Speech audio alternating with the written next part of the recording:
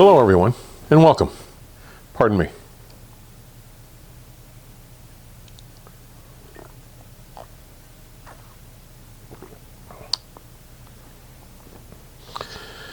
Over the years, among the most frequent questions I've been asked have to do with the reviewing process. So, in this episode, I'll try to clue you in on my process. First, and perhaps foremost, to be taken seriously as a reviewer of high-performance audio gear, one must maintain their ear-brain audio calibration. Okay? Without an accurate musical perspective, you have nothing. So this requires a fundamentally comprehensive understanding of what live music sounds and feels like, as well as a similarly formed understanding of what recorded music sounds and feels like. In both categories, we're talking about references or touchstones.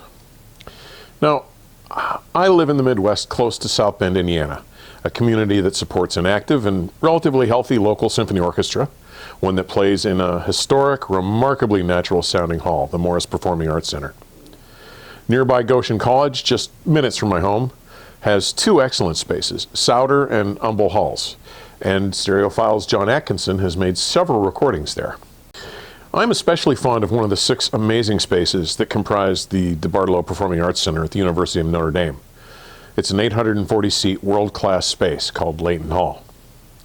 Further, the local community of Elkhart hosts a 3-day jazz festival every fall, and Chicago is less than a 3-hour drive when something exceptional comes up and attracts my attention.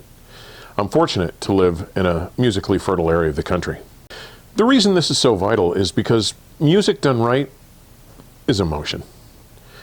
In my experience, extraordinarily little else can affect us at such a fundamentally emotional level.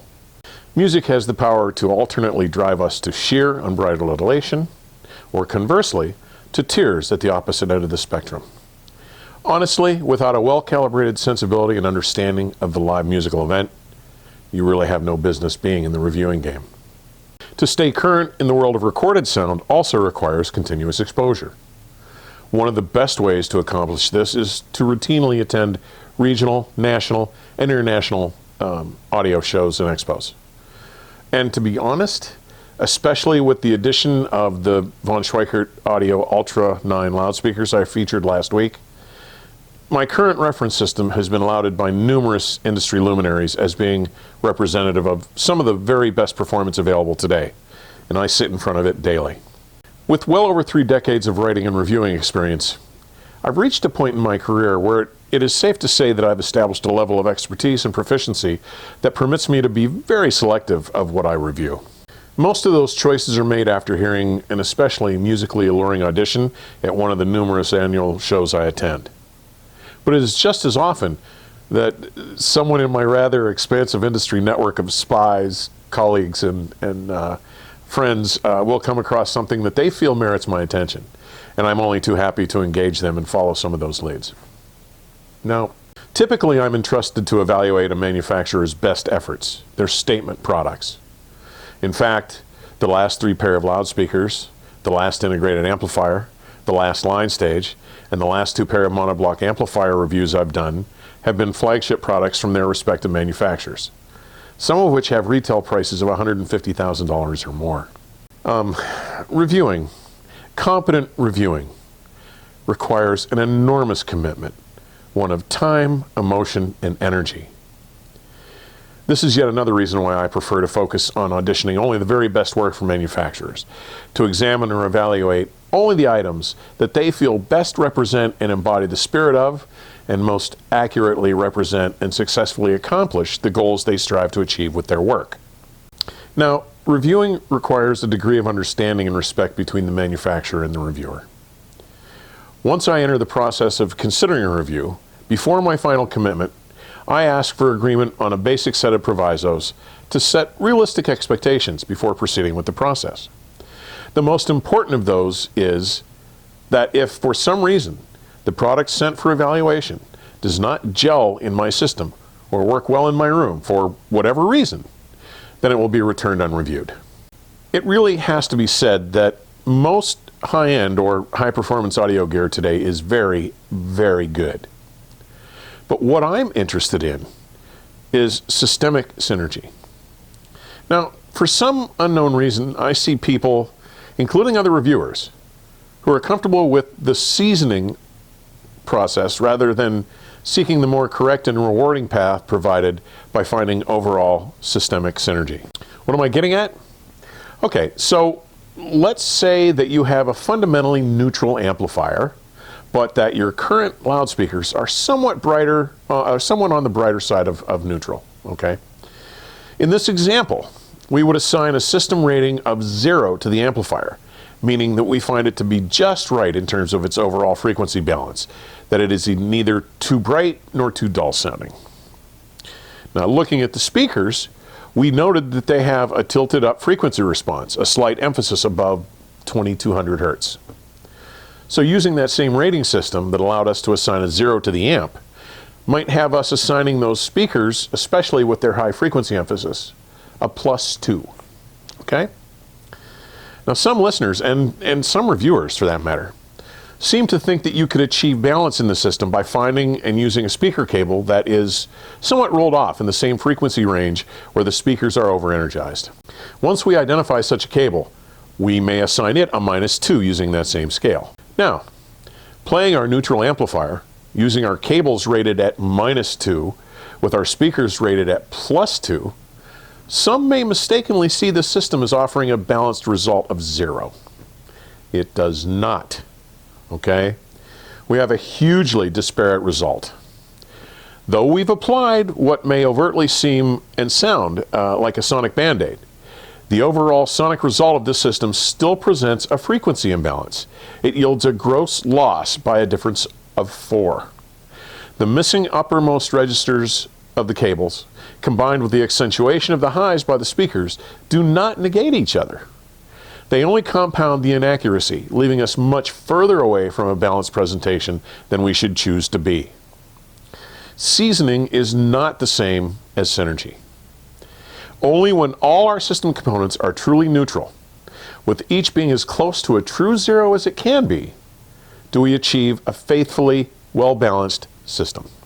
Now, making sure that we are not mistakenly seasoning, that we really have achieved a solid synergy, is a crucial element of competent reviewing, and is only one reason why a reviewer's reference system must be carefully and thoughtfully balanced.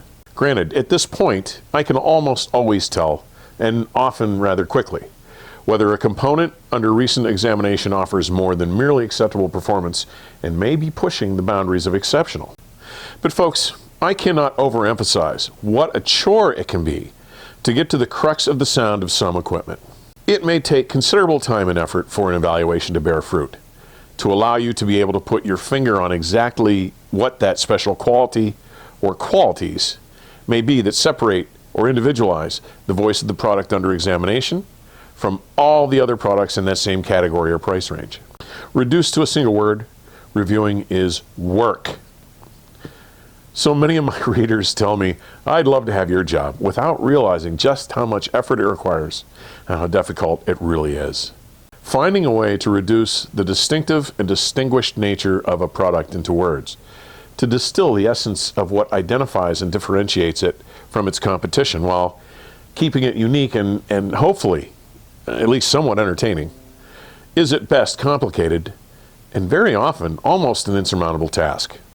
Once you have identified that special something, it may be brutally difficult to find a way to put its uniqueness, to accurately describe its distinction, to succinctly identify and codify that difference or those differences into words. Defining and sharing subtleties while maintaining perspective is not always easy and, in fact, can be a complex and trying juggling act.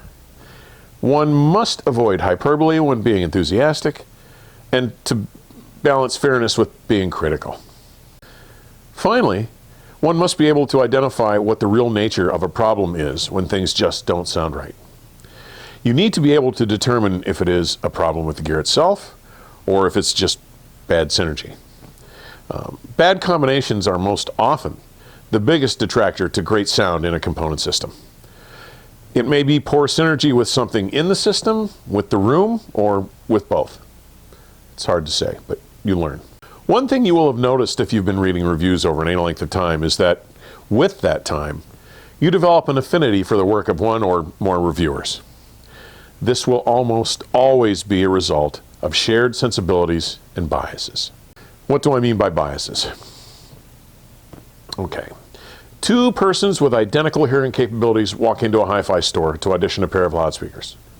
No, I'm not telling a joke. Seriously.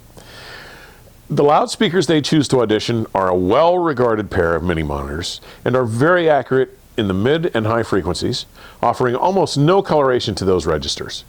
But the bass roll-off is very steep below 60 Hertz on these mini monitors. After a good bit of careful and attentive screening, both listeners have developed widely disparate opinions.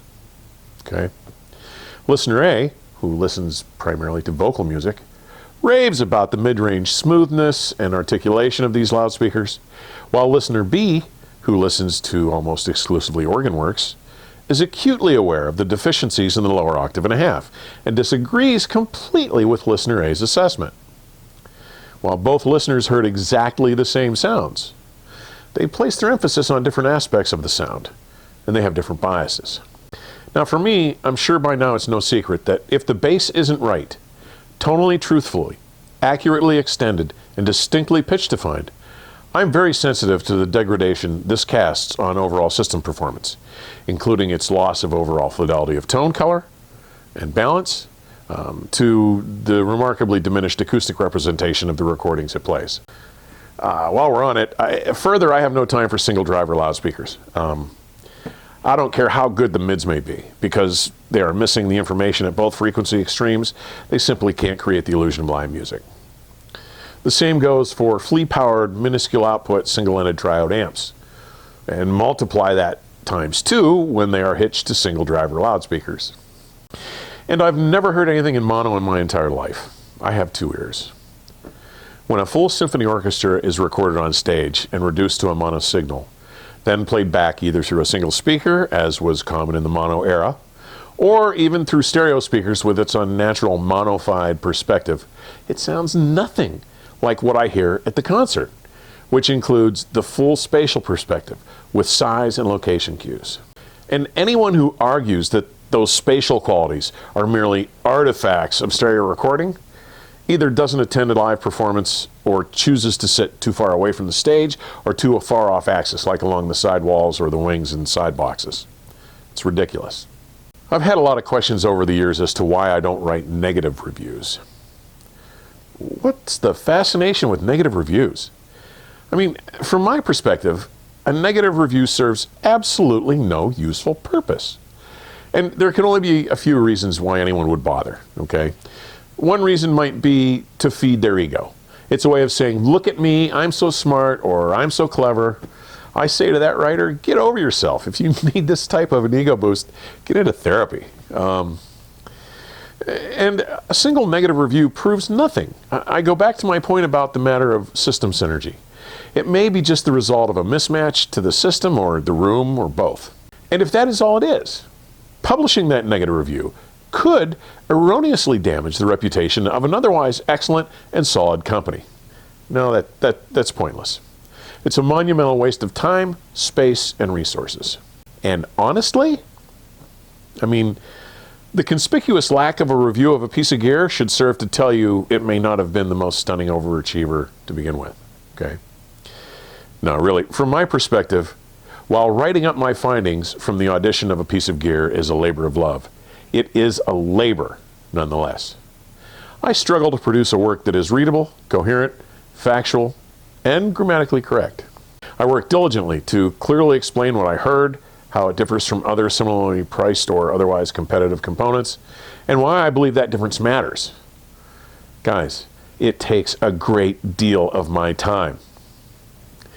Who has the time to waste even trying to write about a product that doesn't blow up their skirt, okay? Why would I choose to spend weeks listening to and trying to understand a product and give up hour upon hour of my time to work on a project that doesn't excite me or offer any motivation? Doing that just serves no purpose at all, none. But I gotta tell you folks, as music lovers and audiophiles, we live in an astonishingly exciting time. We can select from so many truly affordable speakers, electronics, and sources, all capable of producing much more accurate and engaging sound than was possible from even the very best and most costly products available at the dawn of the high-fidelity era in the early 1970s. And never have there been so many products, albeit of luxury class, that have so radically diminished the distinctions between playback and the live performance. And today's industry leaders and visionary designers continue to regularly chip away at that gap between live and playback, almost daily now. It's an amazing time to be a music lover. Please don't forget to like, share, and subscribe if you're enjoying our conversations. Thank you so much for dropping by. Please stay safe and keep the music playing, will you? Till next time.